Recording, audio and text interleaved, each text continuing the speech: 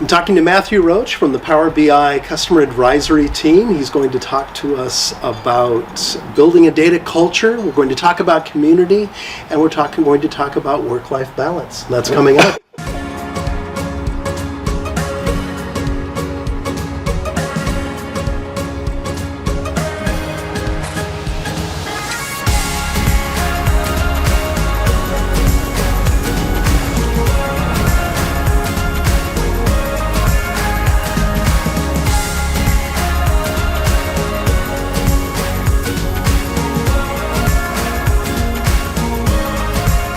You were gracious enough to invite me to your front porch here to do this interview, which is awesome. It's actually a beautiful day in Bothell, Washington. And we recorded the entire interview and then realized that the audio didn't work. Yeah. Don't know what happened, but stuff happens. So the interesting thing, since we are going to talk a little bit about data culture today, the series on my YouTube, my BI Polar YouTube channel about building a data culture, all of this is shot on my Android phone. I can do 4K video, and I bought this nice mic, very much like the one that you have here. So this is a multi-$100 Rode directional mic. Plugged it into the phone, set it up, tested everything, made sure that it was good, and it literally wasn't until I had produced and released all 17 videos in that series that I realized that my phone didn't actually work with external microphones, and that it was using the internal mic the entire time. Yes. Been there. But here we are back today. Yes, and I started yesterday's interview by saying, I actually started my career and was working on a college degree in broadcast journalism. I worked as a news grip and a photographer for a couple of years before I switched to IT. And it was after making that claim and the confidence that I had telling you about how it was my job to make sure that there were never audio problems, we had audio problems. So let's talk about risk management. So from a risk mitigation perspective, yes, there are two main variables that come in. One is the potential impact of the risk. So a risk, of course, is a thing that could possibly go wrong. So you measure, if it does go wrong, how bad is it going to be? And then you measure the probability of it actually going wrong. You multiply the two of them together, and that is typically the prioritized risk of things that you want to proactively come up with plans to either avoid or manage if they do happen based on the constraints that you're under. So that's very truthful. What I love about what you just told me is that both of us have taught the Microsoft Solutions Framework curriculum. It has been a while. I believe that that's where that came from. It could be. It was in the course. Yeah, I spent about 15 years of my pre-Microsoft career both doing software development and database development, consulting, and training and mentoring. MSF was part of what I taught and worked into my consulting engagements. Yeah. I honestly don't remember if it was from that or from the other reading around it, but it's one of those things that many software practitioners today, they don't. Either they don't know it, they were never taught it, or they just don't follow it. Because when I talk about such things in various contexts, often I get either a blank look or a surprised, "Oh, that's a really good idea." Well, and it was a set of material that's actually a bit dated, but it's as true as it ever was. Yeah. And it really predates Agile and Scrum, and I think that the industry adopted a different standard based on the same principles. Iterative design, multi-phased, milestones, delivery, awesome stuff. Who was the gentleman who did the video series? Jim McCarthy. Jim McCarthy did an excellent series of videos. He did some presentations. We are talking about data culture, and from a culture in general perspective, one of the things that I've found that has shaped my work at Microsoft for the last 5 years or so is the practice of customer development. And the mental model that I have from a really high level perspective, when you're a junior developer, you don't feel like you're like you're doing anything unless you're writing code. It's like, I get paid to write code. And it feels good to write code because you're making something. As you get more mature and experienced, you realize that the act of writing code and creating something is only valuable if you are doing it towards solving a problem. There's a spec that you're working from. There's typically a program manager or product manager that is telling you what you need to do, what success looks like, and it's up to you as an engineer, as a software developer, to build the thing that implements the success criteria that you were given. But further upstream from that is customer development, where customer development is not about defining or building a solution, it's about meaningfully understanding the problem. So the canonical example, which I don't particularly like, but everybody gets it, is the Henry Ford example. So there's this potentially apocryphal story of Henry Ford saying, if I had asked people what they wanted, they would have said they wanted a faster buggy, right? So he looked at transportation as a problem domain, and he came up with a solution that no one asked him for, because he had expertise in various areas, and he invented, for whatever degree this is true, he invented the modern automobile. Right. And didn't he also say you can have any color you want as long as it's black? Yes. That's so that's the Henry Ford quote that resonates with me. I understand. That's why I mentioned it. So with customer development, this is basically a set of practices that focus on wallowing in the problem domain instead of having a brief, trivial understanding of the problem and jumping quickly to a solution, which is what a lot of technologists want to do. And in my role on the Power BI Customer Advisory Team, or CAT team, as some might say. The Customer Advisory Team. So in one of the things that I've done is I've helped build and maintain and grow a program that provides this customer development service for the broader product team. And in this, and I've spoken about this Power BI Enterprise Voice Customer Advisory Program in a few other contexts, but the upfront part of it is that for each customer that comes into the program, we have this structured conversation, an onboarding interview, where we ask them, what are the biggest business problems that your organization or your team is focused on solving? It's like, don't tell me about technology yet. Tell me about the problems that you need to solve and why it's important, and what's going to go wrong if you don't solve this problem, or things along those lines. Tell me about the things that are important to you. And very often we'll spend 15 or 20 minutes where the person that is coming into the program, they're describing some of their big challenges. We'll ask follow-up questions on the things that feel important or feel interesting, and then we move on to, well, tell me about how Power BI fits in. So how are you and your team using Power BI? What are the challenges or limitations that you face, that sort of thing. And the final question that we ask is, if you had a magic wand, and we phrase it like this because we want you to think big. Don't say, I need this feature, I need this chart. Literally imagine if you had a magic wand and you could, cast a spell, or like a genie with one wish left in your bottle. But if you had a magic wand and you could change or improve one thing that would dramatically increase your organization's utilization of Power BI, what would that one thing be?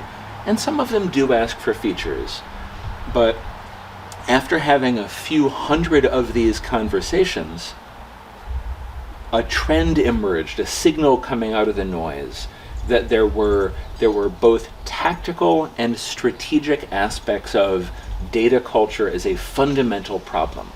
So dozens and dozens of people from dozens and dozens of companies said, if I had a magic wand, I would use it to establish a center of excellence inside my organization, or to have everybody trained better, or basically saying I need more people to understand what they should be doing with the tools. the core team, like the technical team that is responsible for the data warehouse or the BI tools, we've got this all down. We've got the features that we need.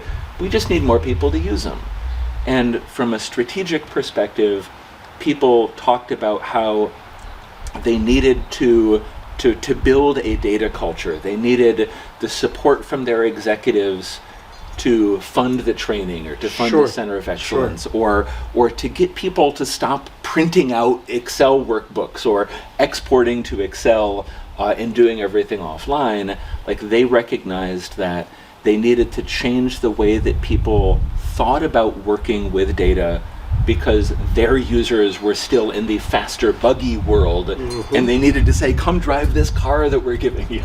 We recruit and onboard decision makers. So if it's a finance person, it's typically the CFO or finance director. Sure, makes sense. If it's an IT person, it's typically like the IT manager that owns analytics for the entire organization or for North America or whatever the large strategic scope is, because we need people with a big picture view, and we need people who can effectively understand and represent the needs of the broad organization.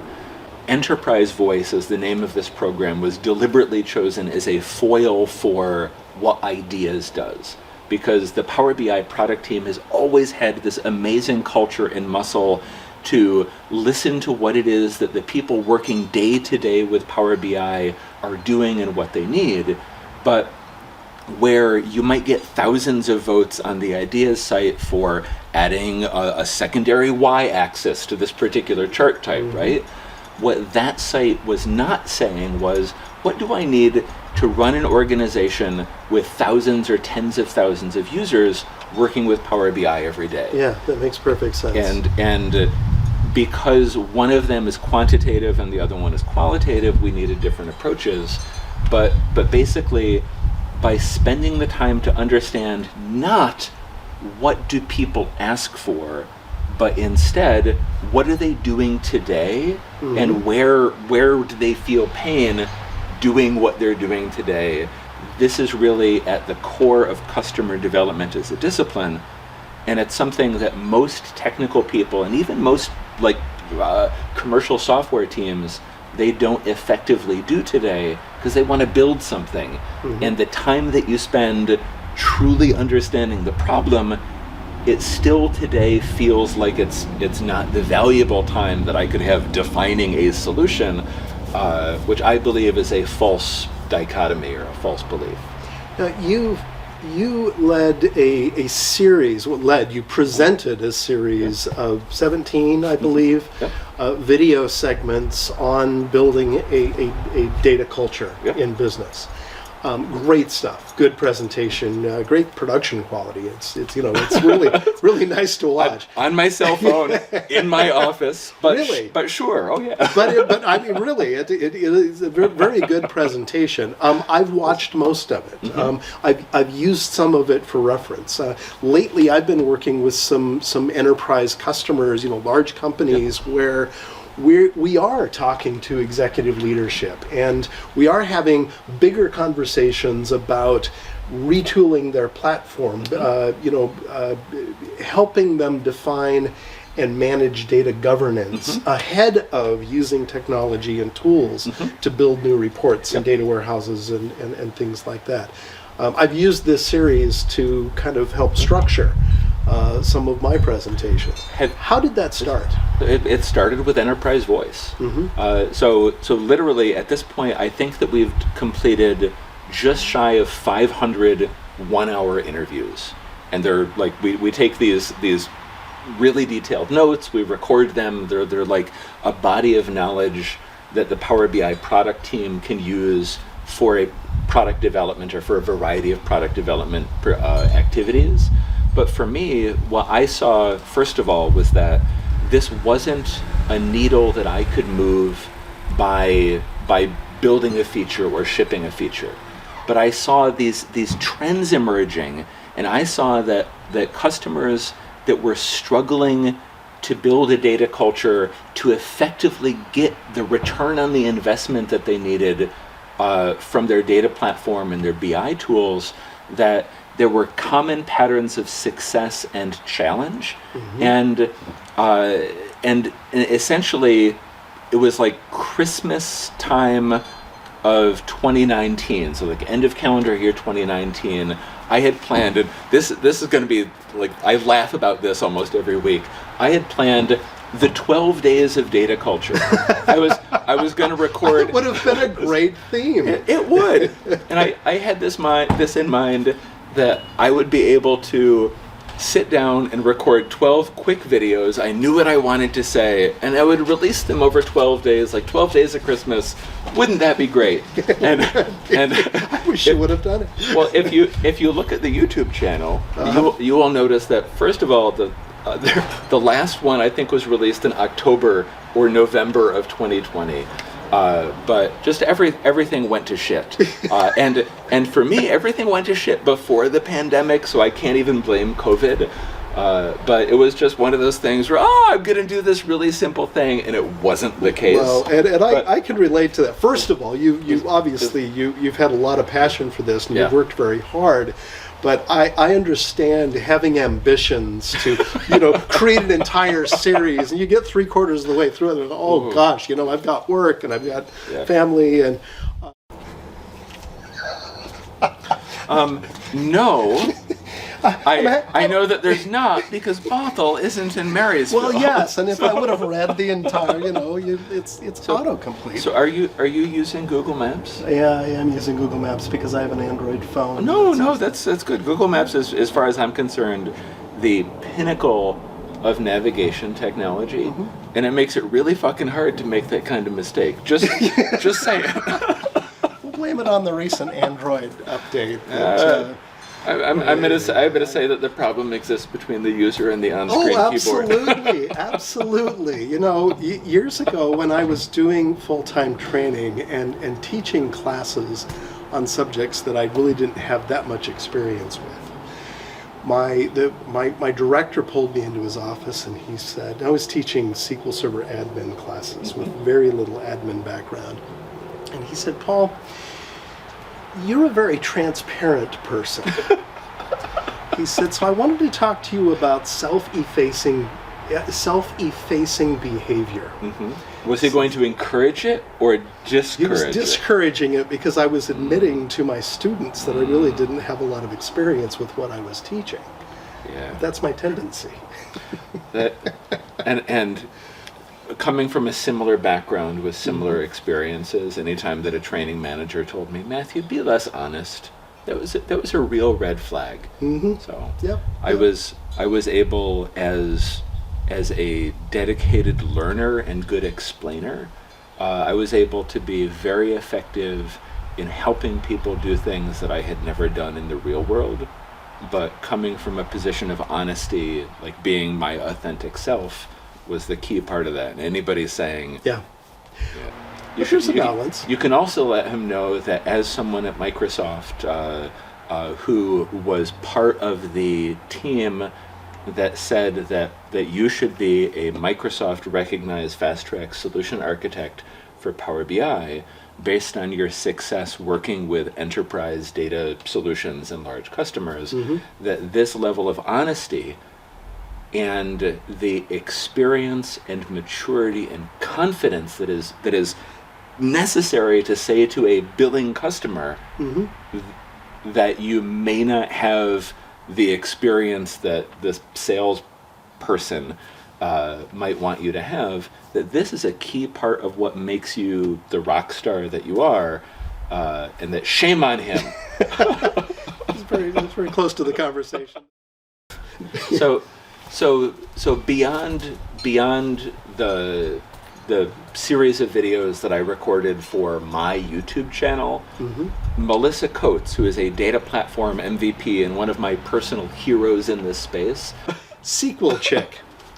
So Melissa and I, over the past, we finished this up at the end of June or early July, but for maybe 2 or 3 months before that, we worked, and she did all the writing. I was basically like the project sponsor and subject matter expert and tech reviewer.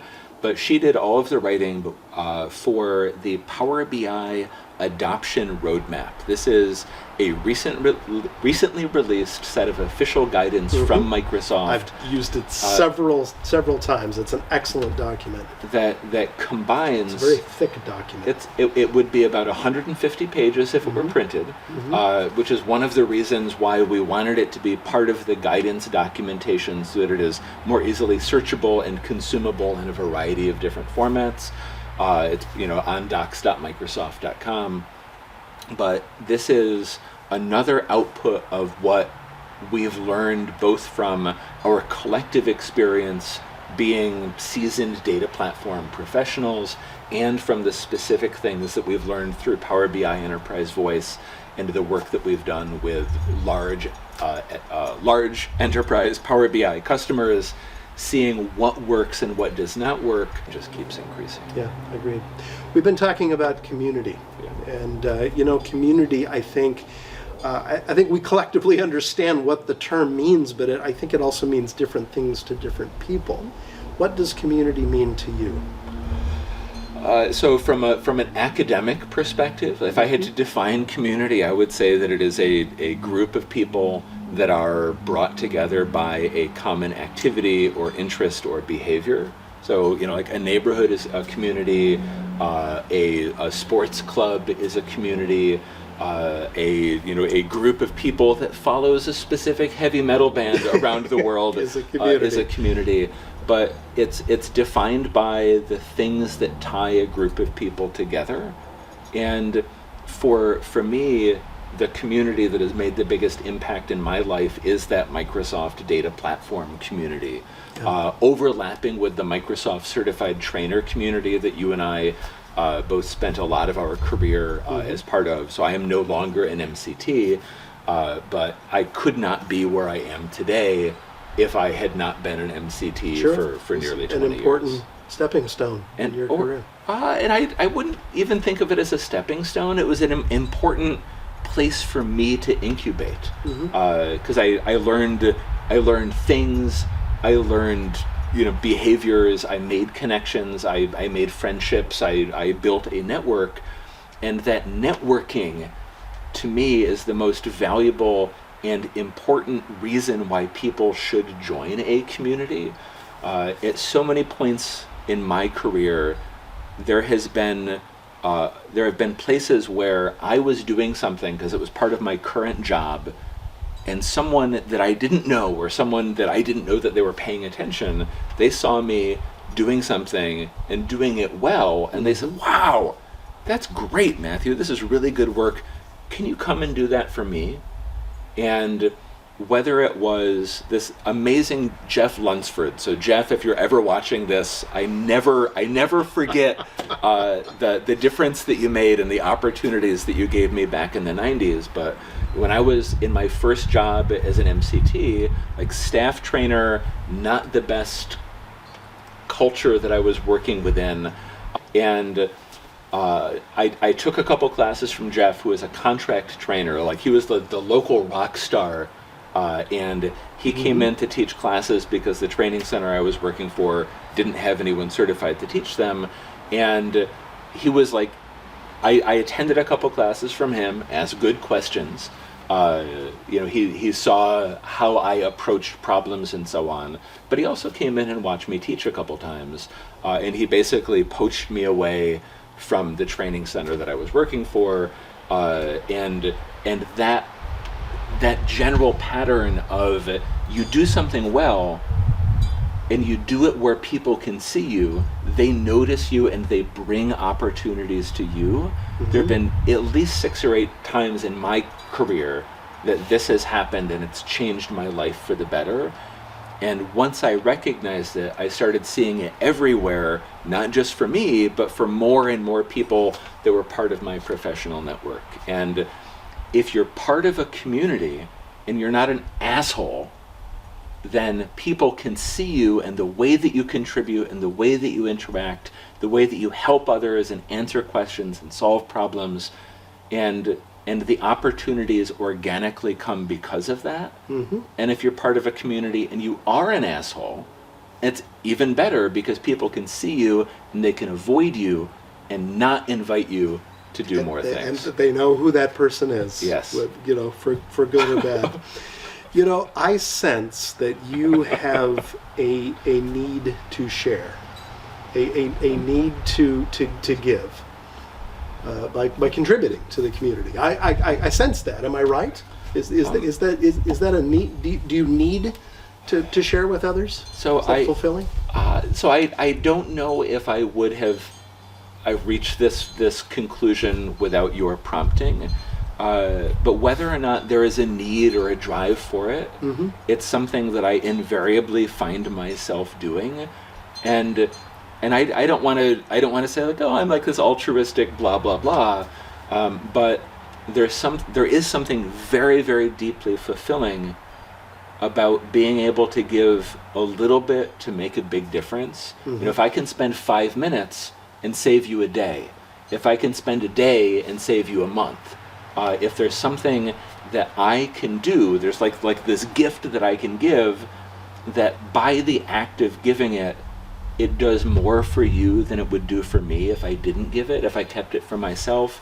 That's a sweet spot. That's very, very fulfilling. Yeah. You're a very public person.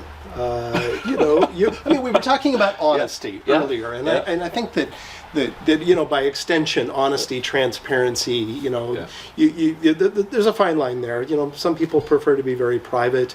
I often use the metaphor of playing poker. Sometimes you want to hold your cards close and not overshare with people. I have a tendency to share a lot.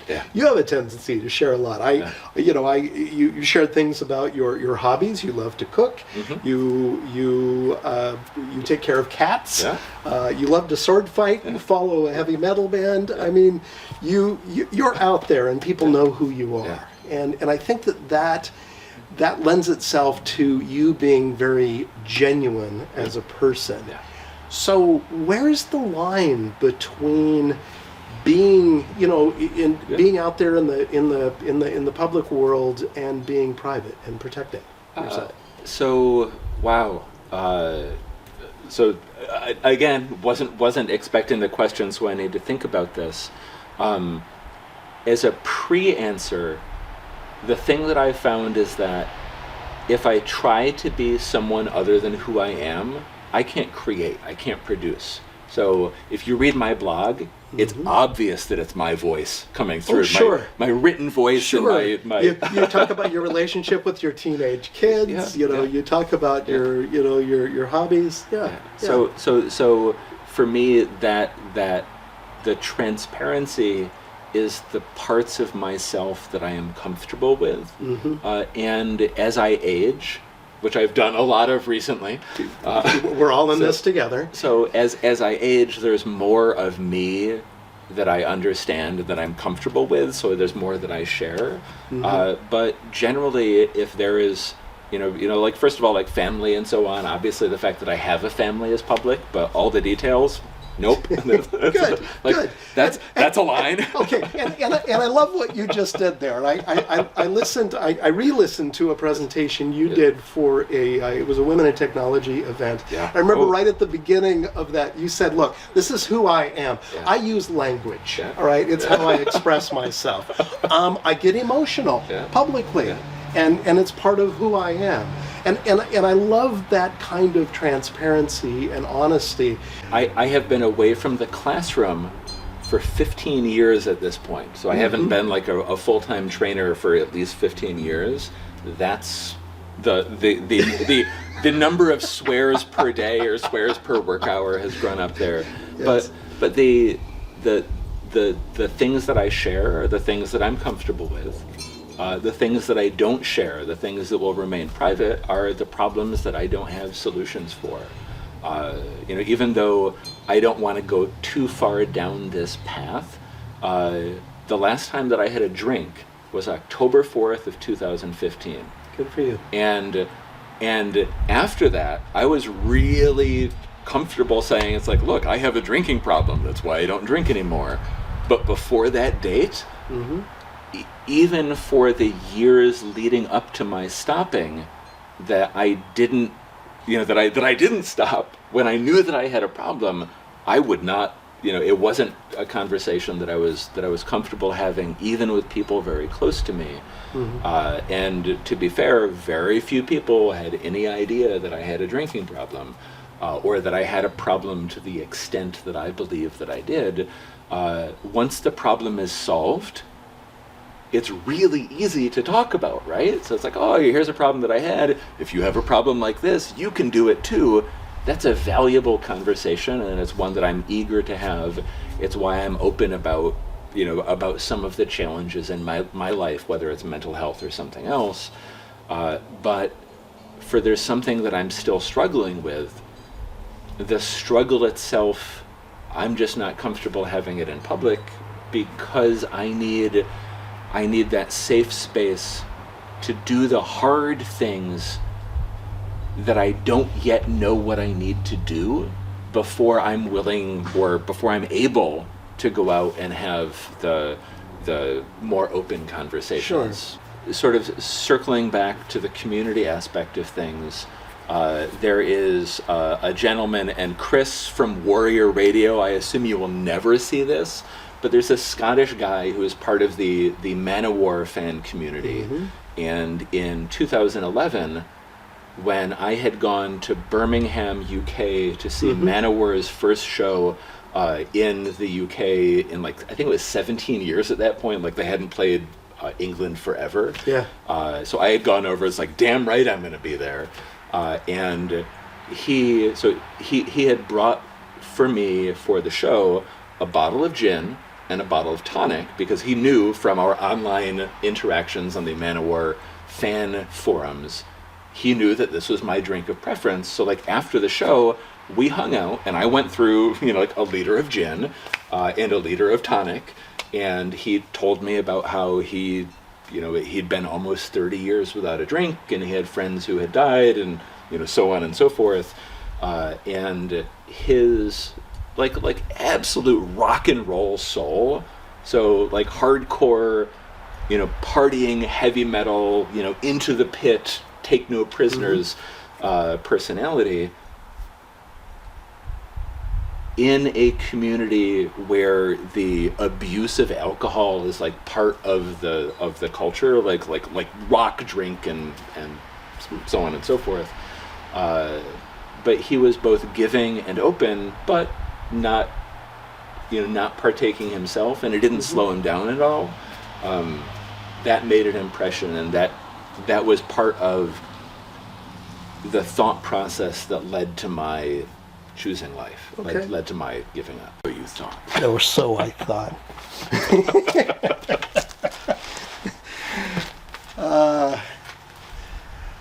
So, looking over your blog, Bipolar, awesome name, by the way. I was just taking note of the categories that you've tagged, or the various mentions in your blog posts. You've mentioned community many times. You of course you talk about data and technology and data culture. One of the things that you mentioned several times is mental health. Yeah. And you've talked a little bit about your background and finding balance in the work that you do. So, we've talked about how you're out there, you're sharing, you're in the community. Work-life balance is a challenge for a lot of us, especially in a field that requires the intensity that we do to be good at it. So tell me about that. How have you found balance in your life, and where do you draw the line? So there's two different things. There's balance in general, and then there's work-life balance in particular. The balance for me is finding a place where I am recognized and rewarded for doing things that I'm good at and that I like to do. And this sweet spot, I would like everyone, it's everyone should find this. I kind of fell or stumbled into it, or grew gradually into it. But when I was a child, growing up rural and poor and very blue collar. My father taught me and my brother that work is what a man has to do to provide for his family. Sure. It was the price that you paid for being an adult man. That's because the traditional work ethic. That is the traditional work ethic, and it's you're never going to like it. You're never going to get paid a lot, but it's what you do. It's what you have to do, and so I have found from a general balance perspective, I love what I do. I get paid very well. I am recognized. I get to be on Paul Turley's dataontheroad.blog. Exactly, and this is where all of my balance comes from. As far as a work-life balance is concerned, it is 2021. We're still in the middle of a global pandemic. I live at work. It's not that I work from home. It's that this is work. this is work, right? And I don't feel that I have the best balance. And because of that, I need to be very careful to not fall down the rabbit hole of getting up, walking downstairs, going to work, going upstairs, going to bed, repeat. Yeah. Because I did that for a year in 2020. Or I did that for like 20 we've years all done it for many years. Sure. And the balance in general. Asking, and this is Will Thompson, if you're watching this is your quote, what do I cut? So when we on the cat team, I've heard Will say that many times. Yes. It's one of his favorite things. Yes. So it's like, oh, here's this thing that's really important to do. It's like, yep, I agree that's really important to do. Here are all of these other really important things that we're already planning to do. Tell me which ones do I cut to do this new thing? And from a product development perspective, those are the hard choices that we make in our professional lives every day. Yeah. We need to apply the same trade-offs. Makes sense. With customers, we talk about the iron triangle. You've got time, you have people, you have money, you have features. Yeah. I'm not quite sure where the fourth one is. How you make a triangle out of those things. But anyway, you have limited resources, and features is one of those facets. Yeah. And so it has to be a trade-off. And is life the same way with work life? Yeah, probably. Okay. Yeah. And you have to make choices. Yes. All right. So what is your escape to get away from the intensity of work?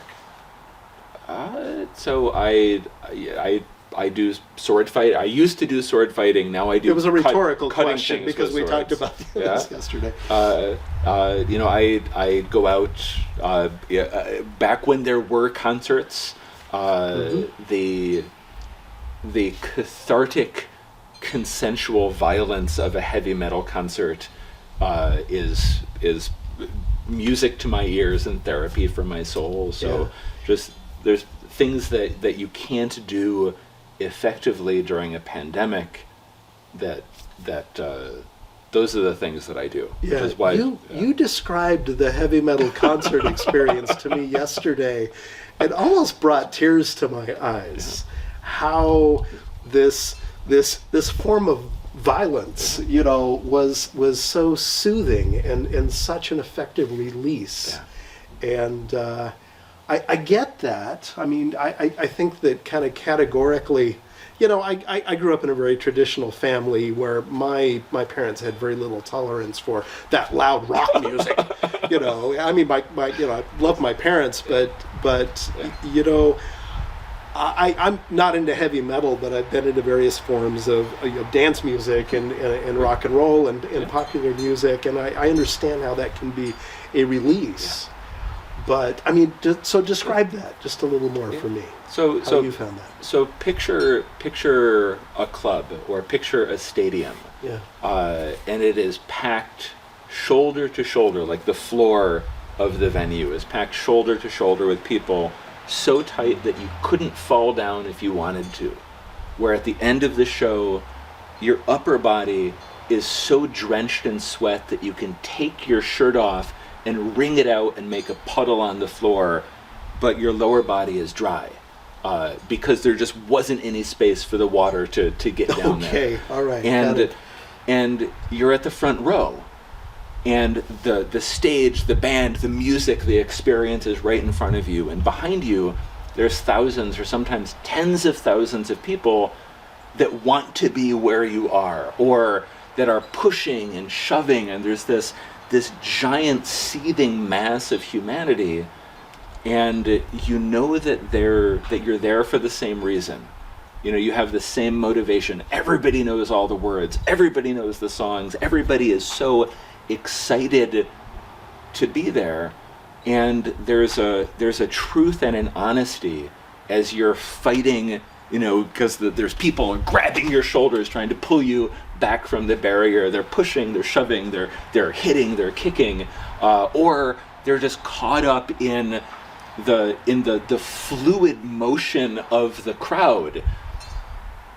And there's an honesty and a catharsis in the reality of being there in the moment, surrounded by the people and the sweat and the heat and the stink and this pounding, driving music. It's heaven on earth. Wow. It's so cathartic. Thank you for bringing that back. I had trouble explaining Michael Jackson to my parents, but I don't think they would get this. I would have trouble explaining Michael Jackson to my parents too, just full disclosure there. Awesome. Matthew, thank you so much. I appreciate the time and just the energy and the passion and the honesty that you pour into this community. Appreciate working with you over the years. Appreciate you coming back and doing take 2 so that we can actually share this with somebody else. Let's hope the audio works this time. Thank you, my friend. It is my pleasure.